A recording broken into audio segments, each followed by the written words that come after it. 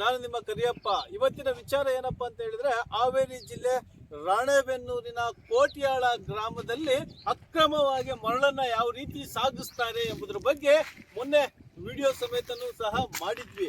ಅದರ ಸಂಬಂಧಪಟ್ಟಿರ್ತಕ್ಕಂಥ ವಿಚಾರವನ್ನ ಅಧಿಕಾರಿಗಳಿಗೆ ತಿಳಿಸಿದ್ರು ಸಮೇತ ಮತ್ತು ನೋಡಿ ಅಲ್ಲಿ ಯಾವ ರೀತಿಯಾಗಿ ಮರಳನ್ನ ಎಳೆದುಕೊಂಡು ಬಂದು ದಡದ ಮುಂದೆ ಹಾಕಿರ್ತಾರೆ. ಮೊನ್ನೆ ತುಂಬತಕ್ಕಂಥ JCB ಆಗಿರ್ಬೋದು ಅಥವಾ ಲಾರಿಗಳಾಗಿರ್ಬೋದು ಪ್ರತಿಯೊಂದರ ವಿಡಿಯೋ ಸಮೇತನು ನಮ್ಮ ಹತ್ರ ಇತ್ತು. ಅವತ್ತಿನ ದಿವಸ ಅಲ್ಲಿರ್ತಕ್ಕಂಥ ಏನು ಅದಕ್ಕೆ ಸಂಬಂಧಪಟ್ಟಿರ್ತಕ್ಕಂಥ ವ್ಯಕ್ತಿಗಳು ಇಲ್ಲಿನ ಪ್ರಕಾಶ್ ಕೋಳಿವಾಡ ಅಂದ್ರೆ MLA, ರಾಣೆಬೆನ್ನೂರು MLA ಅವರು PA ರಾಹುಲ್ ಅವರೇ ನಮಗೆ ಪರ್ಮಿಷನ್ ಕೊಟ್ಟಿದ್ದಾರೆ.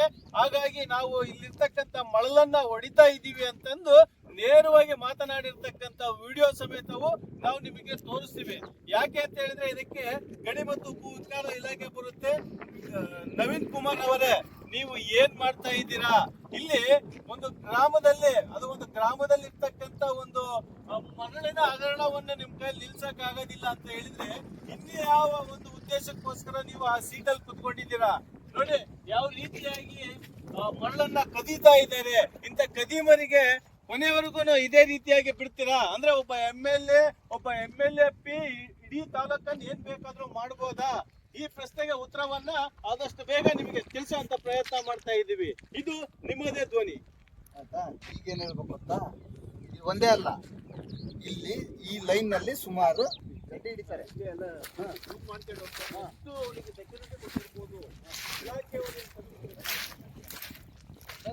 ಬರ್ರಿ ನೀವು ಅದನ್ನು ತೋರಿಸ್ತಾರೆ ಅವರು. ಇಲ್ಲಿಂದ ಆ ಕಡೆಗೆ ಎಂದು ಸೇಫ್ಟಿಯಾಗಿ ಮಾಡ್ತಾರೆ ಅಂತ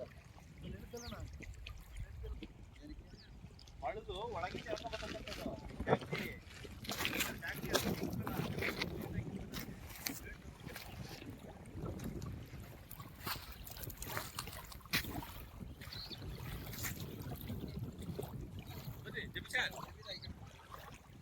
ನೋಡ್ತಾ ಇದ್ದೀರಲ್ಲ, ಬರೇ ಇದು ಒಂದೇ ಪಾಯಿಂಟ್ ಇಂದಲ್ಲ. ಆಮೇಲೆ ಈ ಮರಳನ್ನ ಯಾವ ರೀತಿ ಇಲ್ಲಿ ತರ್ತಾರೆ ಅಂತ ಹೇಳಿದ್ರೆ, ಇಲ್ಲಿ ಒಂದು ಹಗ್ಗ ಕಾಣಿಸ್ತಾ ಇದೆ, ಮತ್ತೆ ಒಂದು ಕೈ ಕಾಣಿಸ್ತಾ ಇದೆ. ಈ ಹಗ್ಗ ಕೈ ಏನ್ ಮಾಡುತ್ತೆ ಅಂತ ಹೇಳಿದ್ರೆ, ನೋಡಿ ಅಲ್ಲೊಂದು ಮಿಷನ್ ಕಾಣಿಸ್ತಾ ಇದೆಯಲ್ಲ, ಆ ಮಿಷನ್ಗೆ ಇಲ್ಲಿ ಒಂದು ಟ್ಯಾಕ್ಟ್ರಿ ಹಚ್ತಾರೆ. ಆ ಟ್ಯಾಕ್ಟ್ರಿ ಹಚ್ಚಿ ಅದಕ್ಕೆ ಒಂದು ರೊಟೇಟ್ ಗೈ ಬರುತ್ತೆ. ಈ ತರ ಗೈಯಿಂದ ಅಲ್ಲಿಂದ ಮರಳನ್ನ ಎಳ್ಕೊಂಬಂದು ಇಲ್ಲಿ ಸ್ಟಾಕ್ ಮಾಡುತ್ತೆ. ಇಲ್ಲಿ ಸ್ಟಾಕ್ ಮಾಡಿದ್ಮೇಲೆ ಏನಾಗುತ್ತೆ, ನೋಡಿ ಈ ರೀತಿಯಾಗಿರುತ್ತೆ ಪ್ಲೇಟ್. ಈ ರೀತಿಯಾಗಿರುತ್ತೆ ಪ್ಲೇಟು. ಈ ಪ್ಲೇಟ್ ಇಂದ ಅಲ್ಲಿ ಎಳ್ಕೊಂಬರ್ತಾರೆ. ಈ ಉದಾಹರಣೆಗೆ ಈ ತರ ಫ್ಯಾಕ್ಟ್ರಿ ಇರುತ್ತೆ. ಟೈಟ್ ಮಾಡ್ತೀನಿ.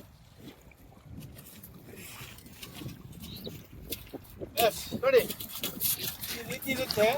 ಈ ಪೂರ್ತಿ ನೆಲದಿಂದ ಪೂರ್ತಿ ಆಳವಾಗಿ ತಗೊಂಡ್ಬಂದು ಇಲ್ಲಿ ಸೇರುತ್ತೆ. ಅಂದ್ರೆ ಇದು ಬರೀ ಒಬ್ರದ್ದು ಇಬ್ರದ್ದು ಕೆಲಸ ಅಲ್ಲ ಸ್ನೇಹಿತರೆ.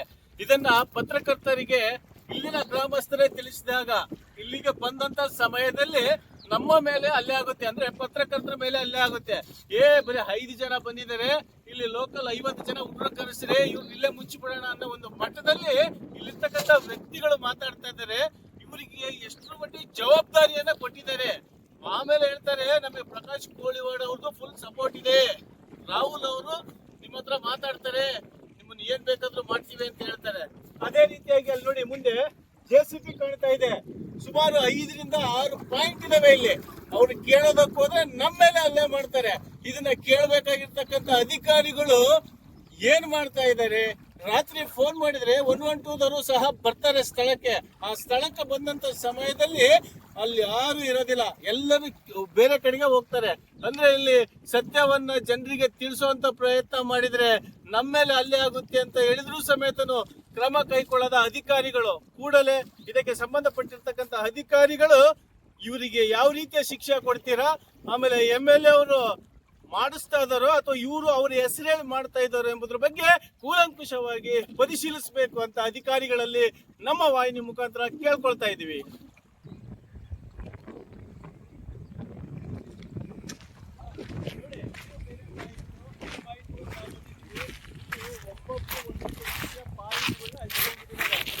ಸರ್ಕಾರವನ್ನ ಹರಿದು ಹಂಚ್ಕೊಳ್ತಾರೆ ಅಂತ ಹೇಳ್ತಾರಲ್ಲ, ಆ ರೀತಿಯಾಗಿ ಈ ಗ್ರಾಮದಲ್ಲಿರ್ತಕ್ಕಂಥವ್ರು ಅಕ್ಕಪಕ್ಕದಲ್ಲಿರ್ತಕ್ಕಂಥ ಗ್ರಾಮಸ್ಥರು ಸಮೇತನ ಇಲ್ಲಿ ರಾತ್ರಿ ಎಲ್ಲ ಪೂರ್ತಿ ಕೆಲಸ ಮಾಡ್ತಾರೆ ಎಂಬುದ್ರ ಬಗ್ಗೆ ಗಮನ ಇದೆ.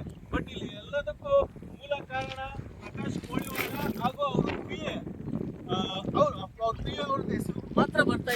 ನೋಡಿ ಇಲ್ಲಿ ಸಮೇತನು ಅಲ್ಲಿಂದ ಕೈ ಹಾಕಿ ಇವಾಗ ಏನ್ ಆ ಕಡೆ ತೋರಿಸಿದ್ದೀರೋ ಅದೇ ರೀತಿಯಾಗಿಯೇ ಇಲ್ಲಿ ಮಣ್ಣನ್ನು ತಗೊಂಡ್ಬಂದು ಇಲ್ಲಿ ಮಾಡ್ತಾರೆ. ಇಲ್ಲೇ ಪೂರ್ತಿ ಇದನ್ನ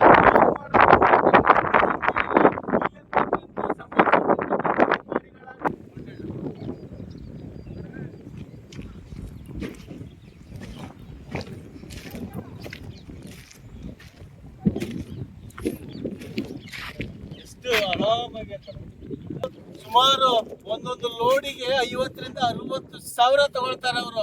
6 ವೀಲ್ ಗಾಡಿಗೆ ಸರ್ಕಾರಕ್ಕೆ ಆದಾಯ ಬರುತ್ತೋ ಅಥವಾ ಇವ್ರು ಮನೆ ತುಂಬಿಸ್ಕೊಳ್ತಾರೋ, ಇವ್ರು ಜೇಬ್ ತುಂಬಿಸ್ಕೊಳ್ತಾರೋ, ಅಥವಾ ರಾಜಕಾರಣಿಗಳಿಗೆ ದುಡ್ಡು ಕೊಡ್ತಾರೋ, ಅಥವಾ ಅವ್ರ ಪಿಎಗಳು ದುಡ್ಡು ಮಾಡ್ತಾ ಇದ್ದಾರೋ, ಪೊಲೀಸ್ ಇಲಾಖೆ ಅವ್ರು ಏನ್ ಮಾಡ್ತಾ ಇದ್ದಾರೆ, ಗಣಿ ಮತ್ತು ಭೂ ವಿಜ್ಞಾನ ಇಲಾಖೆ ಏನ್ ಮಾಡ್ತಾ ಇದೆ, ಇದಕ್ಕೆ ಸಂಬಂಧಪಟ್ಟಿರ್ತಕ್ಕಂಥ ಅಷ್ಟು ಸಂಬಳ ಕೊಡ್ತಾ ಇರ್ತಕ್ಕಂಥವ್ರು ಜನರು, ಆ ಜನರ ಸೇಫ್ಟಿ ಕಾಪಾಡಬೇಕಾಗಿರ್ತಕ್ಕಂಥ ವ್ಯಕ್ತಿಗಳು ಇವರೆಲ್ಲರೂ ಇದನ್ನೆಲ್ಲ ನೋಡ್ಕೊಂಡು ಸುಮ್ಮನಿದ್ದಾರೆ ಅಂತ ಹೇಳಿದ್ರೆ ಇವರೆಲ್ಲ ಮಾಮೂಲಿ ಕೊಡ್ತಾ ಇರ್ಬೋದಾ ಎಂಬ ಅನುಮಾನ ಜನರಲ್ಲಿ ಕಾಡ್ತಾ ಇದೆ.